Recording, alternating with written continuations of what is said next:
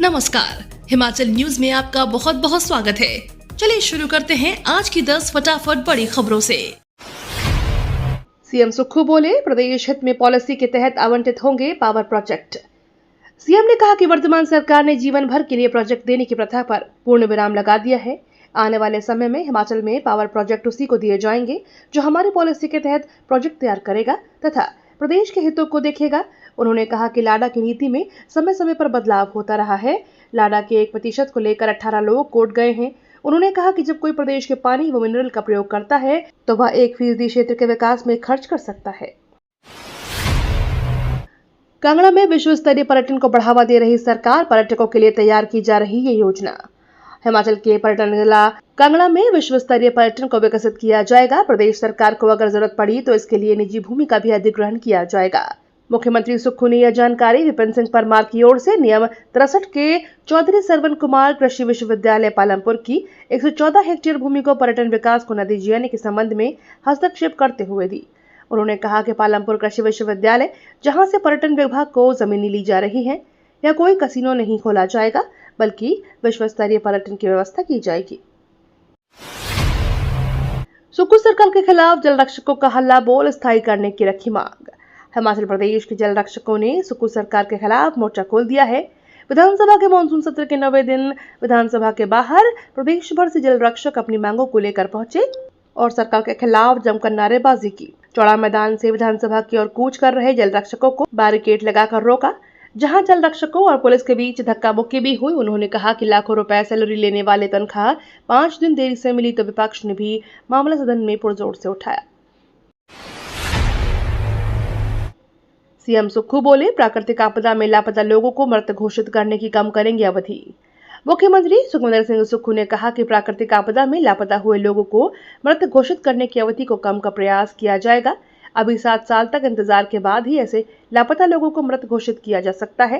विधायक नंदलाल के सवाल का जवाब देते हुए मुख्यमंत्री ने कहा कि 7 साल की अवधि बहुत अधिक होती है। बीते वर्ष बादल फटने से कई लोगों की जान गई है। इससे पूर्व राजस्व मंत्री जगत सिंह नेगी ने कहा कि केंद्रीय एक्ट में ही 7 साल तक इंतजार करने का प्रावधान किया गया है। शिमला मस्जिद को लेकर प्रदर्शन पर सीएम सुक्खू की प्रतिक्रिया।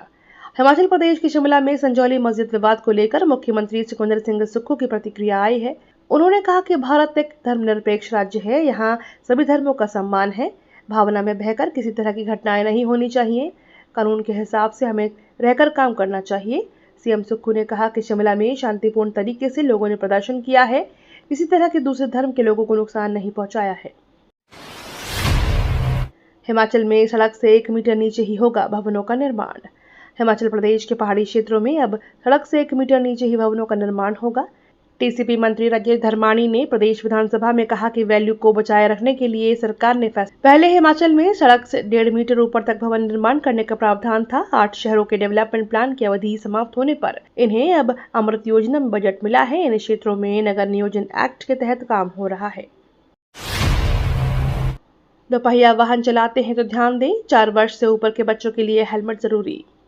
उप मुख्यमंत्री मुकेश अग्निहोत्री ने शुक्रवार को सदन में हिमाचल प्रदेश मोटरयान अधिनियम 1988 की धारा 138 के साथ हिमाचल प्रदेश मोटरयान संशोधन नियम सभा पटल पर रखे। इसके तहत दोपहिया वाहन चलाने वाले या सवार या 4 वर्ष की आयु के ऊपर के बच्चे के लिए भारतीय मानक ब्यूरो द्वारा प्रमाणित सुरक्षात्मक हेड गियर हेलमेट पहनना अनिवार्य होगा। अब 10 सितंबर तक चलेगा विधानसभा हिमाचल का मानसून सत्र। हिमाचल प्रदेश विधानसभा के मानसून सत्र की कार्यवाही 1 दिन के लिए बढ़ गई है। अब विधानसभा का मानसून सत्र 10 सितंबर तक चलेगा। इससे पहले हिमाचल प्रदेश विधानसभा का मानसून सत्र 9 सितंबर यानी सोमवार को खत्म होना था, लेकिन अब सदन की कार्यवाही 1 दिन के लिए बढ़ा दी गई है। हिमाचल प्रदेश विधानसभा के मानसून सत्र में अब कल 11 बैठकें होंगी। गौर हो कि यह हिमाचल के इतिहास का सबसे बड़ा सत्र है। हिमाचल प्रदेश के 5 जिलों में फ्लैश फ्लड का येलो अलर्ट। मानसून की बारिश ने सितंबर में सितम ढा रहा है। समुद्री किनारों पर पश्चिम बंगाल में बना कम दबाव का क्षेत्र के कारण मूसलाधार बारिश हो रही है, तो वहीं पहाड़ी क्षेत्रों में भी बारिश बवंडर उठाए हुए है। हिमाचल प्रदेश में बारिश ही नहीं हो रही बल्कि बादल फट रहा है। इस मौसम में 71 दिनों में अब तक 91 जगहों पर बादल फट चुका है। इसके कारण आइज बाढ़ में 21 लोगों की मौत हो चुकी है और 15 व्यक्ति अभी भी लापता है। इसके कारण 41 जगहों पर भूस्खलन भी हुआ है। 7,88,784 आवेदन। योजना में बदलाव, हिमाचल में प्यारी बहनों को क्यों नहीं मिल रहे खटाखट 1,500 रुपए। हिमाचल प्रदेश की इंदिरा गांधी प्यारी बहना सुख सम्मान निधि योजना लागू हो चुकी है, जिसके तहत महिलाओं को 1,500 रुपए प्रति माह मिलेंगे। कुछ महिलाओं को योजना के तहत लोकसभा चुनाव के बाद एक मुश्त 4500 रुपए मिले थे, लेकिन अब योजना पर विराम लग गया है। जून के बाद 3 माह का वक्त हो गया है और अब किसी महिला को 1,500 रुपए नहीं मिले हैं। सरकार ने अब योजना के नियमों में बदलाव किया है और ग्राम पंचायत स्तर पर आवेदन किए जाएंगे। ऐसे में अब प्रदेश की महिलाओं को खटाखट 1,500 रुपए प्रति माह मिलने का इंतजार है। प्रदेश में मॉनसून में 6,822 वन्य जीवों की मौत, इस रिपोर्ट में हुआ खुलासा। हिमाचल प्रदेश में इस सीजन में भारी बारिश से 8,622 वन्य जीवों की मौत होने की पुष्टि हुई है। प्रदेश आपदा प्रबंधन प्राधिकरण की रिपोर्ट के अनुसार इसमें 6,500 पक्षी, 322 अन्य जीव शामिल हैं। बारिश के चलते राज्य के विभिन्न वन्य क्षेत्रों में वन्य जीवन को नुकसान हुआ है। बाढ़, भूस्खलन और पेड़ों के गिरने जैसी प्राकृतिक घटनाओं के कारण हजारों वन्य जीव अपने प्राकृतिक आवास से बेघर हो गए और कई ने अपनी जान गंवाई।